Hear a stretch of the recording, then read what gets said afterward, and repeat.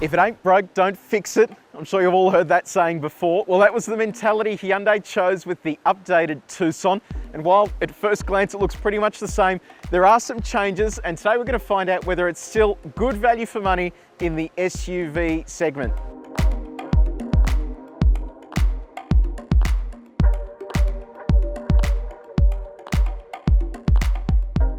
The style changes here are only minor, but it's an improvement. Check out this bling.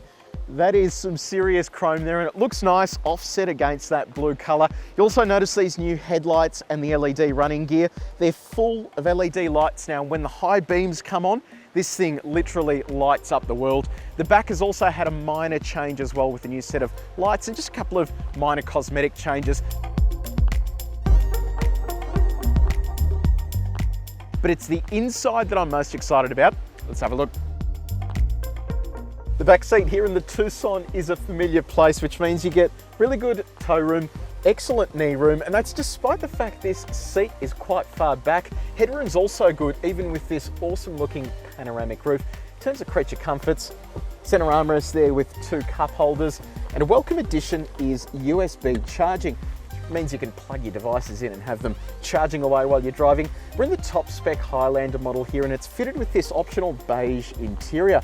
Actually looks really good, but I don't know how well it would fare with things like dogs and kids, but it's good to know that you can get it regardless. Now, the biggest change inside the Tucson's cabin is actually up the front.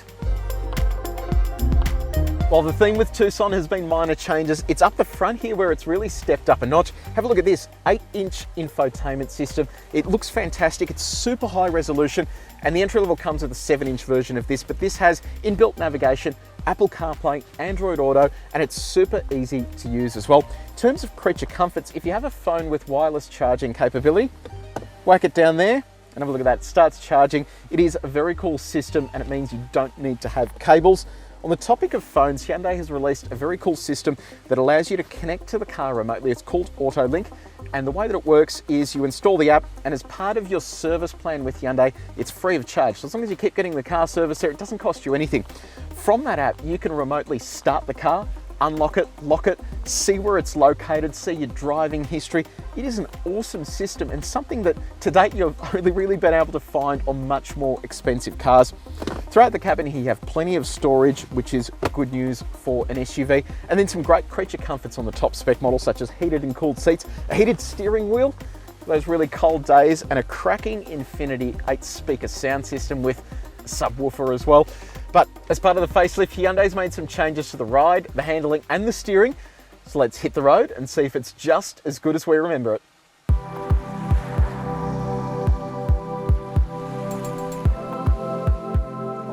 Mechanically, the Tucson hasn't changed a great deal, so that means at the entry level you've got a 2-litre naturally aspirated petrol engine. Makes 122 kilowatts of power, 205 newton meters of torque. It's available exclusively with front-wheel drive and also a 6-speed automatic or a 6-speed manual. If you do want some turbocharged petrol flavour, it produces 130 kilowatts of power, 265 newton meters of torque, and it's available exclusively with a 7-speed dual clutch automatic and all-wheel drive. Now, the gearbox is good, but it's not fantastic. So we're talking about the dual clutch characteristics we all don't like, which is going up hills, you get a bit of stuttering, can sometimes be a little uneasy, and it can be a little laggy at times too, which is a great shame because the engine itself is actually really good. The biggest mechanical change though comes in the form of the 2-litre diesel. It's now picked up a new gearbox, an 8-speed automatic, and it is a really good unit. So this is similar to the one you'll find in the Santa Fe. It's also similar to the one you're going to find in some of the Kia products as well. That means that engine produces 136 kilowatts of power and 400 newton meters of torque, and that's the one you want to go for if you need fuel efficiency. We're talking under 7 litres per 100 kilometres, which is really impressive for a car this size. Let's talk about how these cars drive. So the entry-level 2-litre, it can lack a little bit of poke, especially given that it's a front-wheel drive. It feels like it's scrabbling a lot of the time. But when you step up to this 1.6-litre turbo, you really can just get stuck into the throttle, throws you back in the seat, and really gets moving. And aside from the low-speed things here with this gearbox, it is actually a really fun car to drive, and dare I say it, engaging behind the wheel.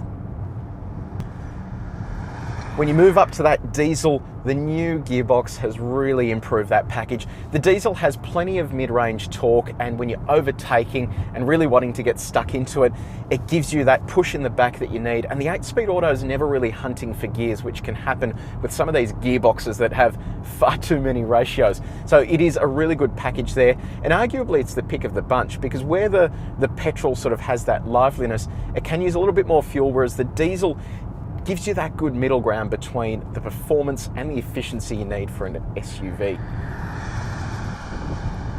New to Tucson as well is a system called H-Track. H-Track is effectively Hyundai speak for all-wheel drive, but it's an intelligent all-wheel drive system. So it uses a clutch in the center to vary the amount of torque that goes to and from the front and rear axle. And then it can also use traction control to also do your virtual torque vectoring as well. So that means if you are on a scrabbly surface, you're always going to have traction available at the drop of a hat.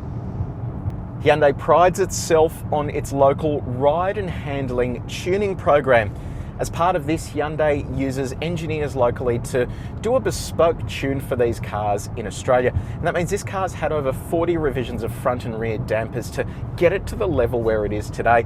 And the Tucson was never a bad handling or riding car. They've just managed to refine it a bit, brought in a few NVH, that's your noise, vibration and harshness improvements into the cabin, so it's nice and quiet in here. There's also been a change to the steering rack. It's a little quicker now, which means the car feels a bit more agile when you throw it through a few corners. So let's have a look at some of the driver tech here. We've got features like lane keeping assistant, and that system just gently tugs at the wheel as you're going around corners. It's reading the lines to make sure the car stays within them. It's not overly intrusive either, which some of these systems can be. Radar cruise control, this system works really well, so it keeps a set distance between you and the car in front. But it's also clever in the sense that when you indicate to pass a slower car in front of you, it immediately speeds up. It doesn't wait for you to get clear of the car and then speed up. So it is a very intuitive system and very easy to use as well if you've never used this type of thing before. So overall, this change has been positive, but there are a few negatives to talk about, and it's Hyundai's lack of safety equipment on the two entry levels. So the Go and the Active X don't come standard with autonomous emergency braking. That means that it's now behind the field in terms of standard safety. Kia has made it standard on the Sportage. Ford has also now made it standard on the Escape. But with Hyundai, you have to pay for these optional extras in the entry level.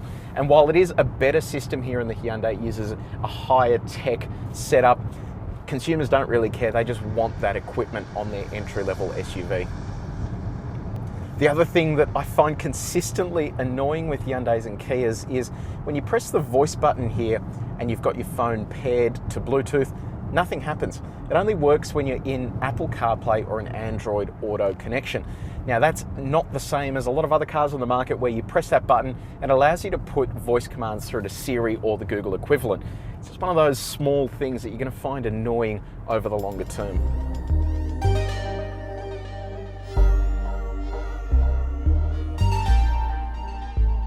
So that's been your first look at the facelifted Hyundai Tucson. Overall, it's a really impressive thing, and aside from the negatives we mentioned there, which are the lack of safety features on the entry level, this car really sets a benchmark in this segment for ride and handling and just being purposeful out on the road. It is a fantastic car to drive. To read more about the new Hyundai Tucson, head to the Car Advice website. But in the interim, don't forget to subscribe.